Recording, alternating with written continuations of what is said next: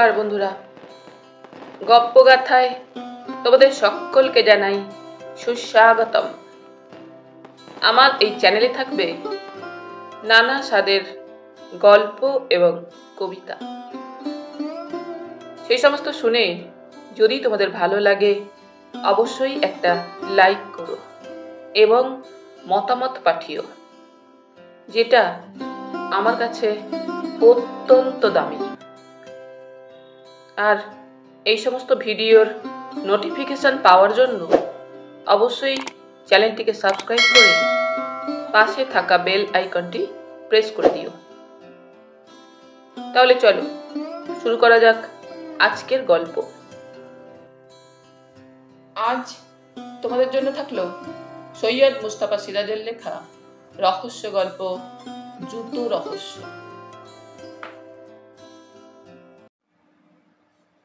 ভদ্রলোক দরজার পর্দার ফাঁকে উঁকি মেরে কাচুমাচু মুখে বললেন, জুতো পায়ে ঢুকতে পারি স্যার? নিশ্চয়ই পারেন, তবে খুলে রেখে এলেও আপনার নতুন জুতো যে চুরি যাবে না সেই গ্যারান্টি আমি দিতে পারি। এই তাহলে যথাস্থানেই এসেছি বলে ভদ্রলোক হন্তদন্ত ঘরে ঢুকলেন। তারপর সোফায় বসে পাঞ্জাবির পকেট থেকে রুমাল বের করে মুখ মুছলেন। আমার ভাগ্নে গোকুল স্যার, আপনি চেনেন ওকে, বাবুগঞ্জ ডাক বাংলোর কেয়ারটেকার। আপনার ঠিকানা দিয়ে বলল এর কিনারা করতে আপনিই পারবেন। জুতো চুরির? আজ্ঞে। কজোড়া চুরি গেছে এ পর্যন্ত? 3 জোড়া। ভদ্রলোক করুণ মুখে বললেন, এ বাজারে 1 জোড়া চামড়ার জুতোর দাম চিন্তা করুন স্যার। 1 সপ্তাহে 3 জোড়া জুতো লোপাট। গত রোববার থেকে শুরু, রোববার সন্ধ্যেবেলায়, তারপর বৃহস্পতিবার ঠিক সেই সন্ধ্যেবেলায় আবার লোপাট। শুক্রবার ফের কিনলাম, ফের সেদিনেই সন্ধ্যেবেলা লোপাট হয়ে গেল। এ কেমন চোর স্যার, সবার জুতো ঠিকঠাক পড়ে থাকে আর আমার জুতোই ব্যাটার ছেলে নিয়ে পালায়। নতুন জুতো তো আরো কত লোক পড়ে যায়, তাদের জুতো ভুলেও ছয় না, খালি আমার জুতো। ঠাকুর বাড়ির দরজা থেকে? ঠিক ধরেছেন স্যার, রাজাদের ঠাকুর বাড়ি। কবে ওরা কলকাতায় চলে এসেছেন, দালাল কোঠা সব ধসে গেছে, শুধু ঠাকুর বাড়িটাই কোনো রকমের টিকে ছিল।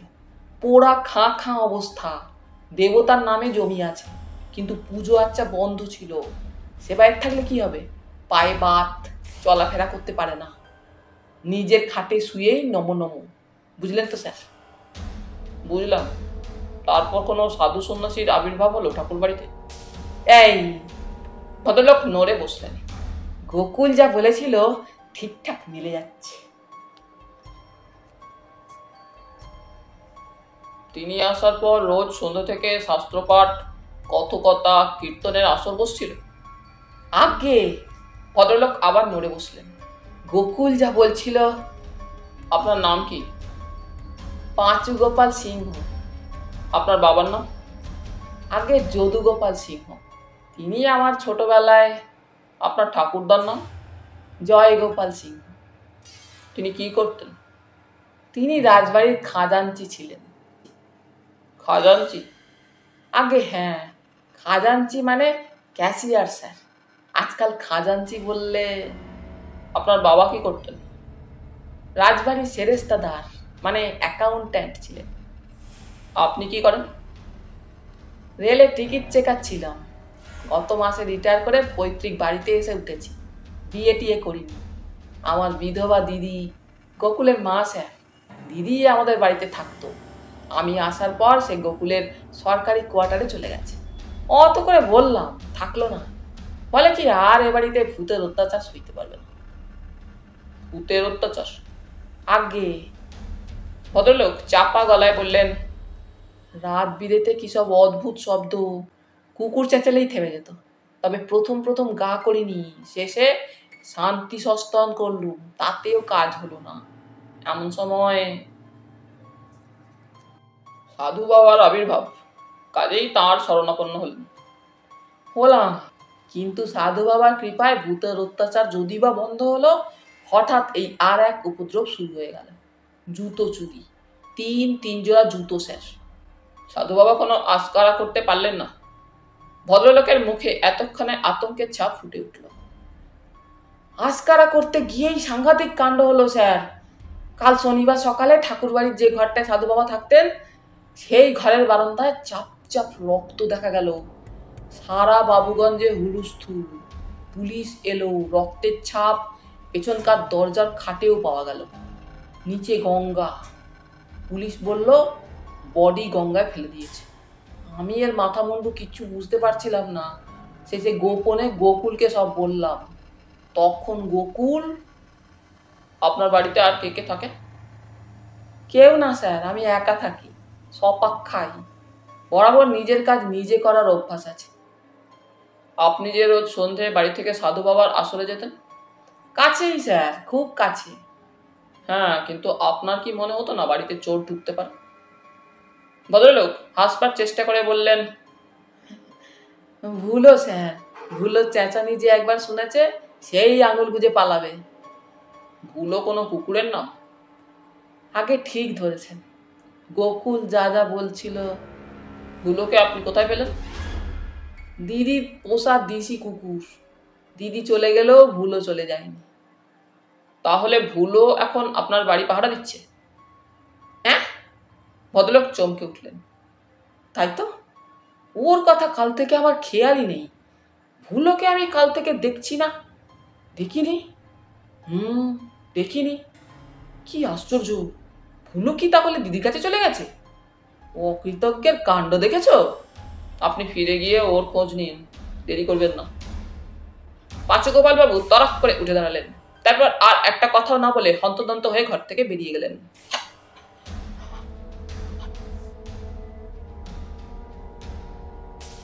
এতক্ষণ চুপচাপ বসে এইসব কথা শুনছিলাম। এবার দেখলাম আমার বৃদ্ধ বন্ধু প্রকৃতিবিদ এবং রহস্যবেদী কর্নেল নীলাদ্রি সরকার চোখ বুজে সাদা দাড়িতে হাত বুলোচ্ছেন। চওড়া টাক বড্ড বেশি চকচক করছে। একটু হেসে বললাম, আশ্চর্য কর্নেল, আপনি অন্ধকারে ঢিল ছড়েন এবং দিব্যি সেই ঢিল লক্ষ্যভেদ করেন। কর্নেল চোখ খুলে জোরে মাথা দোলালেন। অন্ধকারে? না জয়ন্ত, আমি আলোতেই ঢিল ছুঁড়েছি। জুতো চুরির কথা আপনি জানতেন তাহলে? না, ভদ্রলোককে আমি কোসমিন কালেও চিনি না। তবে গঙ্গার ধারে ডাক বাংলার কেয়ারটেকার গোকুল বাবুকে চিনি।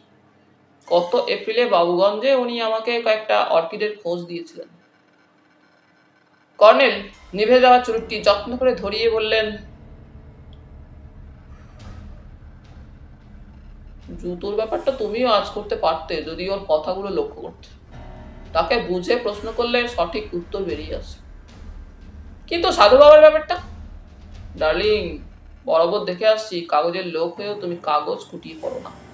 তোমাদের দৈনিক সত্যসেবক পত্রিকাতেই বাবুগঞ্জের সাধু বাবার নিখোঁজ এবং রক্তের খবর বেরিয়েছে। বেশ, কিন্তু কুকুরের ব্যাপারটা? পাঁচগোপাল বাবুর মুখেই শুনেছ, কুকুর চেঁচালে ভুতুরের শব্দ থেমে যেত। কাজেই একটা কুকুর থাকার চান্স ছিল। তাহলে ভূত আসলে জুতো চুরি করতেই আসতো? বাহ! কর্নেল হাসলেন। ক্রমশ তোমার বুদ্ধি খুলে যাচ্ছে। রীতিমতো রহস্যজনক ঘটনা। কুকুরটা নিপাত্তা হয়ে গেল সাধু বাবার মতো, এবং 3 জোড়া জুতোও নিপাত্তা হয়ে গেছে। কিন্তু কুকুরের জন্য ভদ্রলোক প্রায় গুলিতর বেগে বেরিয়ে গেলেন কেন বলুন তো? কর্নেল আমার কথায় কান দিলেন না। আবার চোখ বুজে ইজি চেয়ারে হেলান দিলেন এবং চুরুটের ধোয়ার মধ্যে ওকে আপন মনে বিড়বিড় করতে শুনলাম।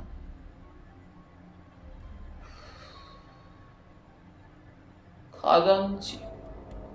আগের দিনে রাজা খেতাবধারী বড় জমিদারদের খাজাঞ্চিখানা থাকতো। ট্রেজারি। খাজাঞ্চি ঠিক ক্যাশিয়ার নয়, ট্রেজারার। সে আসলে খুব সম্মানজনক পদ, তবে খুব আস্থাভাজন লোক হওয়া চাই। আস্থা খুব গুরুত্বপূর্ণ এই শব্দটা, আস্থা। ষষ্ঠীচরণ আর এক প্রস্থ কফি রেখে গেল। বললাম, কর্নেল, কফি? হ্যাঁ, কফি খেয়েই আমরা বেরোব। কর্নেল চোখ খুলে কফির পেয়ালা তুলে নিলেন। তারপর মিটিমিটি হেসে বললেন, আমরাও গুলতির বেগে বেরিয়ে যাব। বাসে মাত্র ঘন্টা 3 জার্নি, পৌঁছেই লাঞ্চ খাওয়া যাবে। বাবুগঞ্জ গঙ্গার ধারে বেশ জমকালো মফস্বল শহর। টেলিফোন এক্সচেঞ্জও আছে। সরকারি ডাকবাংলো শহরের শেষ প্রান্তে। গাছপালা ঘেরা নিঝুম নিরিবিলি পরিবেশ। কেয়ারটেকার গোকুলবাবু যেন জানতেন কর্নেল তার মামাবাবুর কাছে খবর পেয়ে ছুটে আসবেন। তাই সুস্বাদু ইলিশ সহযোগে চমৎকার একখানা মধ্যাহ্ন ভোজনের ব্যবস্থা করে রেখেছিলেন। খাওয়ার পর উনি ইনিয়ে বিনিয়ে রাজমন্দিরের এক সাধু বাবার আকস্মিক আবির্ভাব এবং রহস্যময় হত্যাকাণ্ডের ঘটনা বর্ণনা করলেন। শেষে বললেন, মামাবাবুর মাথায় ছিট আছে। মা এতকাল দাদামশাইয়ের ভিটে আগলে রেখেছিলেন। এত বলেও আমার কোয়ার্টারে মাকে আনতে পারিনি। তারপর মামাবাবু রিটায়ার করে বাড়ি ফিরলেন। অমনি নাকি ভূতের উপদ্রব শুরু হলো। আসলে ভূত টুত, জুতো চুরি, বোগাস। মামাবাবুর পাগলামিতে অতিষ্ঠ হয়ে মা অগত্যা আমার কাছে চলে এসেছিলেন। কিছুক্ষণ আগে মামাবাবু আপনার কাছ থেকে ফিরে আবার এক পাগলামি করতে এসেছিলেন। খামোখা ঝগড়াঝাটি। কর্নেল বললেন, ভুলোর জন্য? আপনি শুনেছেন? গোকুলবাবু হাসলেন। ভুলো মায়ের পোষা দেশি কুকুর, কিন্তু আমি থাকি সরকারি কোয়ার্টারের দোতলায়। ভুলো বিলিতি হলে কথা ছিল, তাছাড়া যা বিচ্ছিরি চেঁচায়। মামাবাবুর ধারণা ভুলো মায়ের কাছে পালিয়ে এসেছে। এলেও ওই এরিয়ায় ঢুকবে কেমন করে? এক এরিয়ার কুকুর অন্য এরিয়ায় গেলে কুকুরগুলো তাকে ঢুকতে দেবে? চলে যাওয়ার আগে গোকুলবাবু জানিয়ে গেলেন তার মামাবাবুর জুতো চুরির ব্যাপারটা নয়, সাধুবাবুর হত্যা রহস্যের ব্যাপারে তার খটকা লেগেছিল। সেই জন্যেই ওকে কর্নেলের কাছে পাঠিয়েছিল। বাস জার্নির ধকল এবং লাঞ্চের পর ভাত ঘুমের অভ্যাস আমাকে বিছানায় শুইয়ে দিয়েছিল। কর্নেলের ডাকে উঠে বসলাম। গঙ্গার ওপারে সূর্য সবে অদৃশ্য হয়েছে। দিনের আলো কমে গেছে। চারিদিকে পাখিরা তুমুল চেঁচামেচি করছে। কর্নেল পিঠ থেকে কিট ব্যাগ খুলে টেবিলে রেখেছিলেন। জিজ্ঞেস করলাম, প্রজাপতি ধরতে বেরিয়েছিলেন নাকি অর্কিডের খোঁজে? না, জুতোর খোঁজে। আপনি কি ভেবেছিলেন চোর আপনাকে পাচিগোপাল বাবু জুতো ফেরত দেওয়ার জন্য তৈরি হয়ে আছে? কতটা তাই। কর্নেল চুরুট ধরিয়ে বিষণ্ণভাবে বললেন, হ্যাঁ, জুতো মারা আর কাকে বলে? 6 পাটি ছেঁড়া পামসু আমাকে লক্ষ্য করে ছুঁড়ে মারা। এক পাটি আমার টাকে পড়তে যাচ্ছিল। মাথা না সরালে পেরেকের রক্তারক্তি হয়ে যেত। সোল ওপরালে সব জুতুরই পেরেক বেরিয়ে থাকে। সবে একটা নীলকণ্ঠ পাখি দেখতে মুখ তুলেছি, অমনি টুপিটা পড়ে গেছে। সঙ্গে সঙ্গে জুতো ছুঁড়েছে।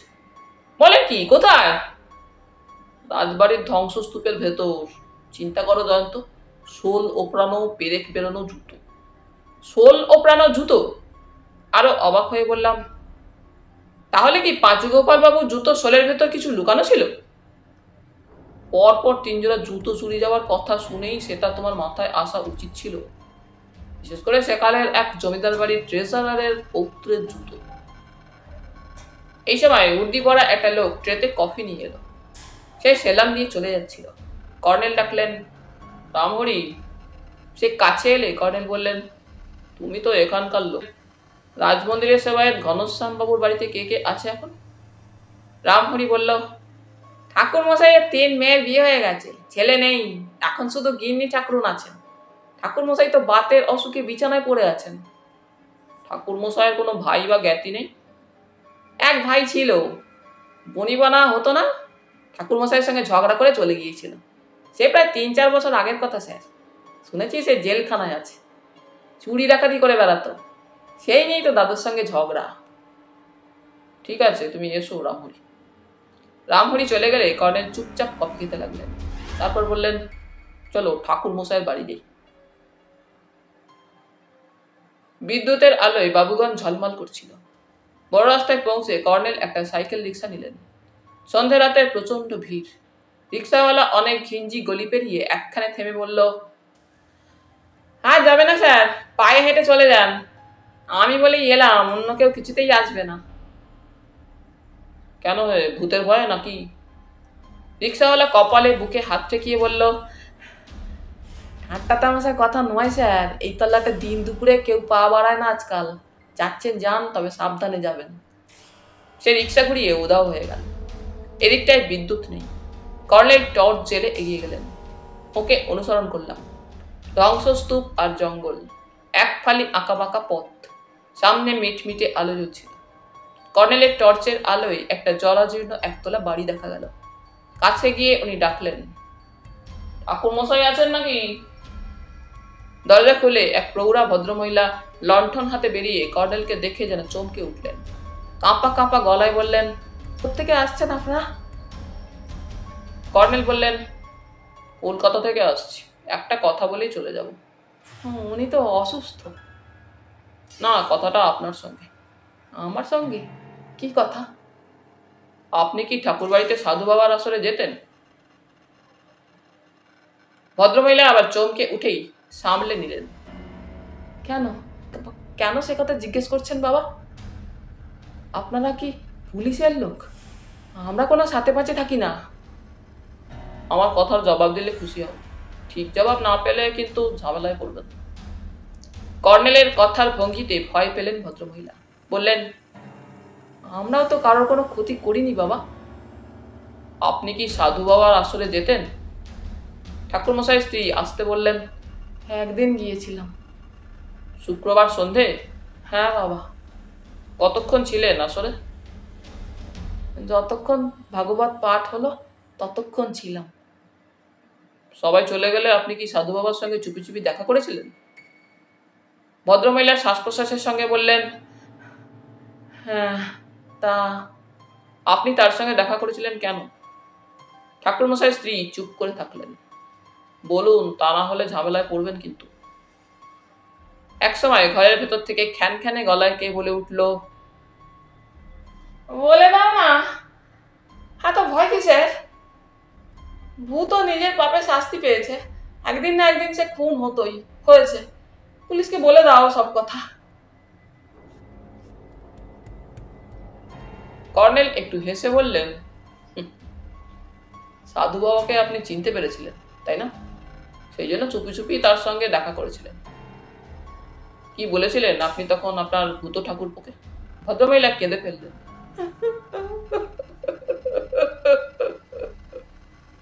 ওকে বললাম, আমি তোমাকে চিনতে পেরেছি, আর কিছুদিন থাকলে আরো অনেকে চিনে ফেলবে। তুমি শিগগির পালিয়ে যাও ঠাকুরপো। হঠাৎ সেই রাত্রিরে ঠাকুরপো খুন হয়ে গেল, ছাপ ছাপ রক্ত। কর্নেল বললেন, আপনার ঠাকুরপো ভূতনাথের নামে পুলিশের হুলিয়া জারি করা আছে। এলাকার কয়েকটা ডাকাতির মামলা ঝুলেছে তার নামে। জানি, সেই জন্যই তো। হ্যাঁ, তাই তাকে চিরদিনের জন্য বেঁচে যাওয়ার একটা ফন্দি দিয়েছিলেন। আপনার বুদ্ধির প্রশংসা করছি। কথাটা বলেই কর্নেল হন্তদন্ত হাঁটতে থাকলেন। আমি হতবাক হয়ে ওকে অনুসরণ করলাম। বাংলায় ফিরে দেখি পাঁচুগোপাল বাবু অপেক্ষা করছেন, কাঁধে একটা কাপড়ের ব্যাগ।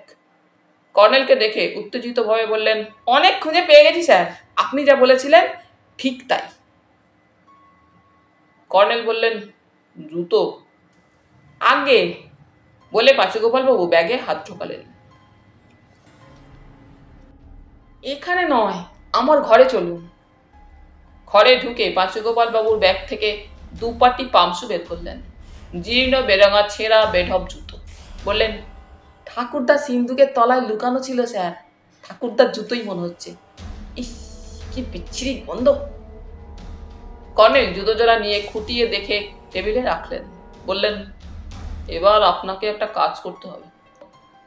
রাজবাড়ির ওদিকটায় এতক্ষণে ঘন অন্ধকার, আপনি সেখানে গিয়ে এই গানটা গাইবেন। গান? আমি স্যার গান গাইতে পারি না যে। চেষ্টা করবেন, নিন মুখস্থ করুন। চলে আয় ওরে ভূত, পায়ে দিবি রাঙা জুতো। পাঁচুগোপাল বাবু অনিচ্ছা করে আওড়ালেন। তারপর করুণ মুখে বললেন, কেন গান গাইতে হবে স্যার? আমার তো মাথায় কিছু ঢুকছে না। আপনার জুতো চোর ভূতটাকে ধরতে হবে না? তিন জোড়া জুতো চুরি করেছে সে, তাকে ধরা উচিত নয় কি? এই সময় একজন পুলিশ অফিসার ঘরে ঢুকে হাসি মুখে বললেন, বডি পাওয়া গেছে কর্নেল সাহেব, শকুনে প্রায় সাবার করেছে, তবে স্কেলিটনটা আছে। বেশি দূরে ভেসে যায়নি, মাত্র 2 কিলোমিটার দূরে একটা খাড়িতে ভাসছিল, মুন্ডু কাটা বডি। পাঁচুগোপাল বাবু লাফিয়ে উঠলেন, সাধু বাবার বাড়ি? কর্নেল বললেন, না, আপনার ভুলো। পাঁচুগোপাল বাবু আর্তনাদ করলেন, হায় হায়, ভুলোকে কে মারলো? ভূত বলে কর্নেল উঠলেন। আপনার ঠাকুরদার জুতো জোড়া নিন, চলুন ভূতকে ফাঁদে ফেলা যাক। পুলিশ জিপ বাইরে দাঁড়িয়েছিল। অফিসার কর্নেলের সঙ্গে চুপি চুপি পরামর্শ করে চলে গেলেন। কর্নেল পাঁচুগোপাল বাবুকে প্রায় টানতে টানতে নিয়ে চললেন। ঘুরঘুটে অন্ধকার এলাকা। এবার কর্নেল টর্চ জ্বালছিলেন না। কিছুক্ষণ পরে একটা কালো ঢিবির পাশে গুঁড়ি বেঁধে বসলেন। তারপর পাঁচুগোপাল বাবুকে চাপা স্বরে বললেন, সামনে দাঁড়িয়ে জোরে গানটা শুরু করুন। ভদ্রলোক কেসে গলা সাফ করে হেরে গলায় সুর ধরে আওড়ালেন,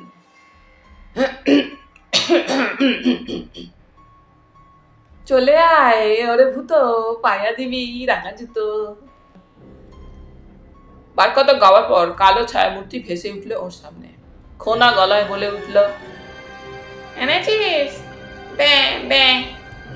পাঁচুগোপাল চেঁচিয়ে উঠেছিলেন আতঙ্কে, আরে বাবা, এই যে দেখছি সত্যি ভূত। অমনি এদিক ওদিক থেকে টর্চের আলো জ্বলে উঠল। একজন সাধু বাবা চেহারার লোক পালানোর জন্য লাফ দিতেই কর্নেল গিয়ে তাকে ধরে ফেললেন। দুজন কনস্টেবলকে দেখলাম লোকটার হাতে হাত করা পরিয়ে দিল। কর্নেল তার দাড়ি জটা উপরে নিয়ে বললেন, ছদ্মবেশী সাধু বাবাকে চিনতে পারছেন না পাঁচুগোপাল বাবু? রাজমন্দিরের সেবায়েত ঘনশ্যাম বাবুর ভাই ভূতনাথ। আপনার ভুলোর মুন্ডু কেটে রক্ত ছড়িয়ে আত্মগোপন করেছিল। আপনার ঠাকুরদার দুপাটি জুতোর সোলের ভেতর লুকিয়ে রাখা 10টা সোনার মোহরের খবর বহুদিন আগে ভূতনাথ পেয়েছিল আপনার দিদির কাছে। আপনার দিদি কথায় কথায় মুখ ফসকে বলে ফেলেছিলেন ওকে।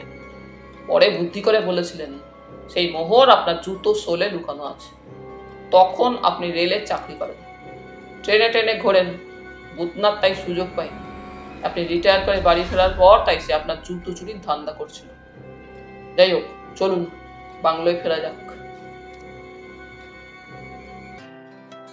তাহলে বন্ধুরা, আজ এখানেই শেষ করলাম।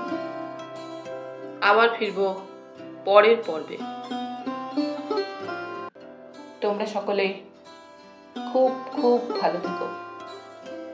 ধন্যবাদ।